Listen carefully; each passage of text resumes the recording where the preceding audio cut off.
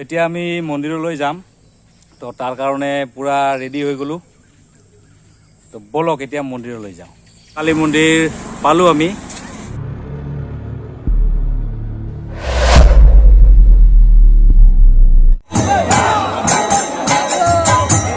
তো নমস্কাৰ সকলোকে, আৰু সকলোৱে কিজানি ভালে আছে আৰু ভালে থাকিবই লাগিব। আৰু মই উপস্থিত আছোঁ নাৰাংগাবাৰী কালী মন্দিৰ বগুৱান, আৰু ইয়াতে শ্ৰী শ্ৰী মা কালী পূজা হৈ আছে। বলক আমি ভিতৰলৈ যাওঁ। ইয়াৰে প্ৰেচিডেণ্টৰ লগত কথা পাতিম অকণমান, আমি তেওঁৰ পৰা জানিম কিছু কথা। তো খুব সুন্দৰ পৰিৱেশ। নমস্কাৰ। তো ইয়াতে কি হৈ আছে অলপ ৰাইজক জনাই দিয়ক। আচ্ছা, আমাৰ ইয়াত আমাৰ পূৰ্বৰ পৰা ইয়াত প্ৰত্যেক 3 বছৰৰ মূৰে মূৰে ত্ৰৈবাৰ্ষিক শ্ৰী শ্ৰী মা কালী পূজা ইয়াত পূজা অৰ্চনা হয়, আৰু গোটেই ভক্তপ্ৰাণ ৰাইজ, মোটামুটি আমাৰ ইয়াত 9খন গাঁৱৰ গোটেই ভক্তপ্ৰাণ ৰাইজ আৰু অসমৰ বিভিন্ন ঠাইৰ পৰা ইয়াত আহি এই দেৱীৰ অৰ্চনা আৰু পূজা পাঠ কৰে। মোটামুটি আমাৰ ইয়াত মানুহৰ আপোনালোকে ভিৰ দেখিছে যে মোটামুটি 4-5 হাজাৰ মানুহৰ ইয়াত সমাগম হয়, ভক্তপ্ৰাণ ৰাইজ আহে আৰু গোটেই ভক্তপ্ৰাণ এইবিলাক। আৰু ইয়াৰ পিছত আমাৰ 10টাৰ পৰা মোটামুটি শেষ ৰাতিলৈকে আমাৰ দেৱীৰ অৰ্চনা পূজা অৰ্চনা কৰা হ'ব। তাৰপিছত ঠিক কিহৰ সময়ত আমাৰ পুৱতি নিশা দেৱীৰ বিসৰ্জন দিয়া হয়। আৰু ইয়াতে ছাগলী পাৰ এইবিলাক দেৱী মাক উৎসৰ্গা কৰিব পাৰি। দেৱী মাৰ মাহত ছাগলী পাৰ এইবিলাক দেৱীৰ ওচৰত আমাৰ উৎসৰ্গা কৰা হয়। ধন্যবাদ, ভাল লাগিলে আপোনাৰ লগত কথা পাতি। দাদা ইয়াতে কেনেকুৱা লাগিছে আপোনাৰ? ভালে লাগিছে। ভাল লাগিছে, এটা হাই বুলি দি দিয়া নেকি? ভাল লাগিছে না? দাদা কেনেকুৱা লাগিছে ইয়াতে পৰিৱেশটো? ভাল, বহুত ভাল, বহুত ভাল লাগিল। বহুত ভাল। 3 বছৰৰ মূৰত আহিল, 3 বছৰৰ অন্তত বহুত ভাল লাগিল। আৰু মানে আৰু 3 বছৰ পিছত আকৌ আহিব। আৰু 3 বছৰৰ পিছত আকৌ আহিব। 3 বছৰৰ মূৰে মূৰে হয় তাৰমানে। ঠিক আছে, এটা এনেকে হাই বুলি দিয়ক। হাই। ধুনীয়া।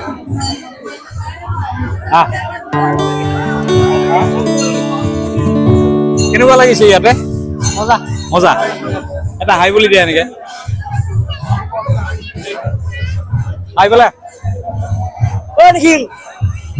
কেনেকুৱা লাগিছে? ভাল লাগিছে, এটা হাই বুলি দিয়া। Thank U.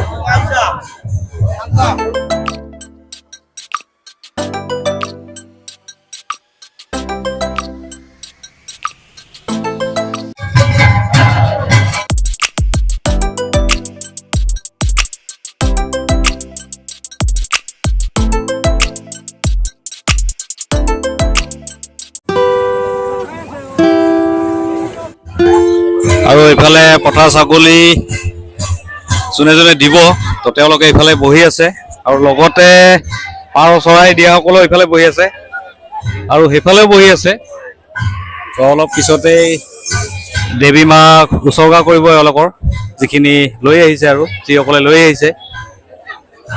তো খুব সুন্দৰ পৰিৱেশ। এতিয়াতো গোটেই ৰাতিটো এনেকৈ ধৰক থাকিব, তাৰপিছত আকৌ পূজা অৰ্চনা হ'ব। সেইফালে আৰম্ভ হৈছেই, তো অকণমান ভিতৰৰ ফালে যাম আমি, আৰু আপোনালোকক দেখুৱাবলৈ চেষ্টা কৰিম। বলক।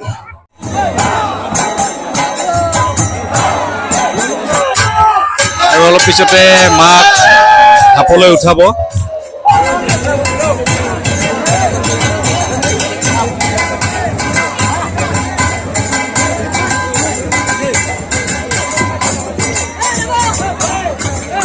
এইবিলাক পাৰবিলাক এনেকৈ আছে, আৰু দেৱী মাক উৎসৰ্গা কৰিব,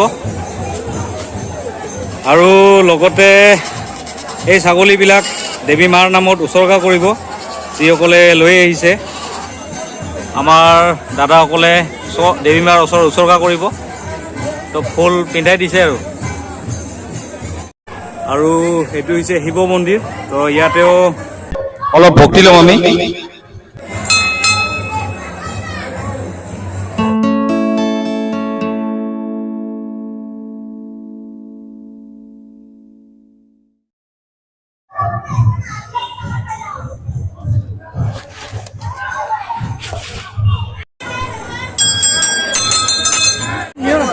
গগন গগন গগন গোৱালপাৰা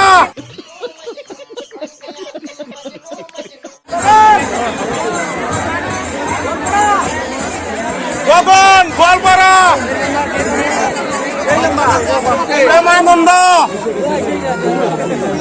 পৰমেশ্বৰ গাৰৱাটকা জয় কুমাৰ নৱদেৱ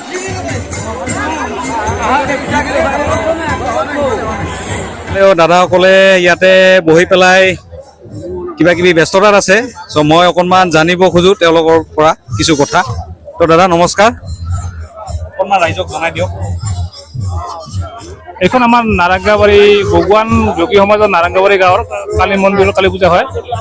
ইয়াতে আমাৰ বগুৱানবাসী ৰাইজৰ প্ৰায় সংখ্যক মানুহে ইয়াতে পূজা কৰে।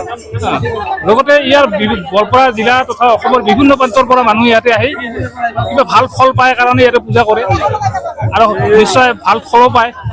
তেতিয়া মাক মনসা কৰে, মনসা কৰি ইয়াতে ভাল ফল পাইছে। মানুহ বহুত গোট খাইছে, মানুহ বহুত কৰে, 4-5 হাজাৰ মানুহতো হয়েই। আকৌ পূজাত আহিব, 3 বছৰৰ মূৰে মূৰে হয়।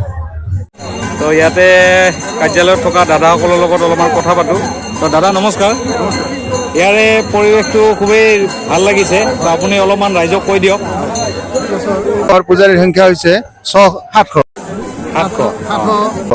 ঘৰ পৰিয়ালে ইয়াত পূজাত অংশগ্ৰহণ কৰিছে। এইবেলি 40 জাল বাহত চৰলৈ এই বাঁহ নৃত্য চলি আছে। চৰৰ সংখ্যা ডাটা অনুযায়ী হয় 25-30 এনেকৈ। এইবাৰ 42 জাল হৈছে।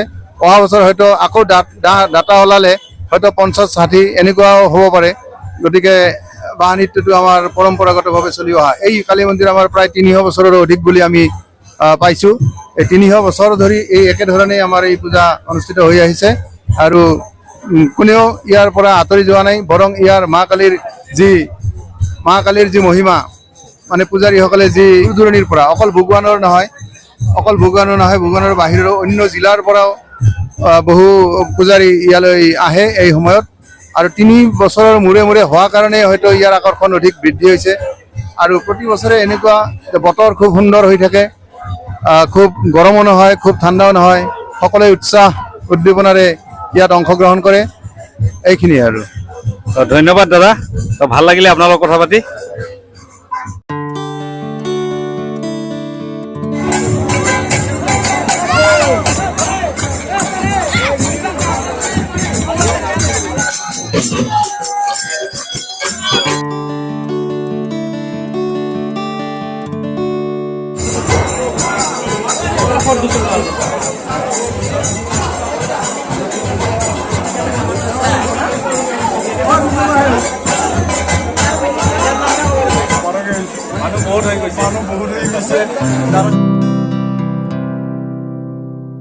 আৰু দেৱী মাক ইয়াৰ পৰা কেতিয়া? ব্ৰহ্মমুহূৰ্তত, কালিকা ব্ৰহ্মমুহূৰ্ততে এই বিসৰ্জন দিয়া হ'ব মাক। আৰু ইয়াত কোনো অৰ্থাৎ খাউচিলা মাটিত নপৰাতে আমাৰ ইজোৰে নদীৰ পাৰত যাই তেওঁলোকে স্নান কৰি আহি আমাৰ মাৰ ওচৰত আমাৰ প্ৰসাদ গ্ৰহণ কৰিব পাৰে। লগতে মাক ইয়াৰ পৰা বিসৰ্জন কৰা হ'ব যেতিয়া পূজা শেষ পায়। আৰু শেষ হোৱাৰ পিছত তাৰপিছত মানে খালি ধাপটো থাকিব। খালি ধাপি থাকিব আমি পুৰাই। আৰু আমাৰ এটা নৈমিক নৃত্য কৰ্ম আছে, সেই নৃত্য কৰাৰ পাছত মাক বিসৰ্জন দিয়া হয়। তাৰপিছত ইয়াতে চাকি বন্তি দি থাকিব, চাকি বন্তি দি থাকে সদায় তাকে কৰি থাকে। আৰু আচান আমাৰ ভক্তমান ৰাইজে সদায় এই ৰাইজত যি মনে দি সেৱা লৈছে। আমাৰ যদি এইটা কথা হ'ল কি, আপোনাৰ যদি কিবা বিৰাট এটা মাৰাত্মক ঘটনা হৈ আছে, আমি যদি মাৰ ওচৰত প্ৰাৰ্থনা জানো তাৰ বিপদৰ পৰা আমি মুক্ত হওঁ। ধন্যবাদ।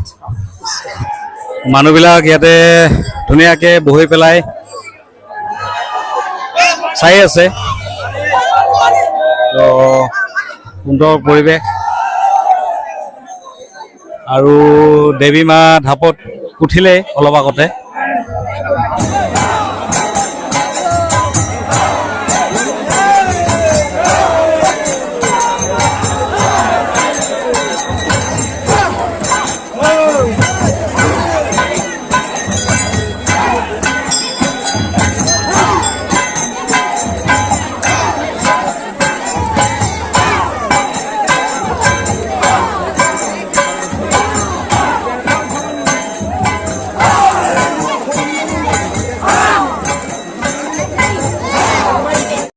তো সকলোকে আকৌ এবাৰ নমস্কাৰ। আৰু আপোনালোকে ভিডিঅ'টো সম্পূৰ্ণকৈ চোৱাৰ বাবে ধন্যবাদ। আৰু লগতে লাইক, কমেণ্ট আৰু শ্বেয়াৰ কৰি দিব, যাতে আগলৈ আৰু আগবাঢ়ি যাব পাৰোঁ আৰু ভাল ভাল ভিডিঅ' আপোনালোকলৈ আগবঢ়াব পাৰোঁ, তাৰে মই কামনা কৰিলোঁ। আজিলৈ ধন্যবাদ। আমাৰো যিহেতু ইয়াতে পূজা দিয়া হৈ গ'ল, এতিয়া আমি লাহে লাহে ঘৰলৈ যামগৈ। ধন্যবাদ সকলোকে।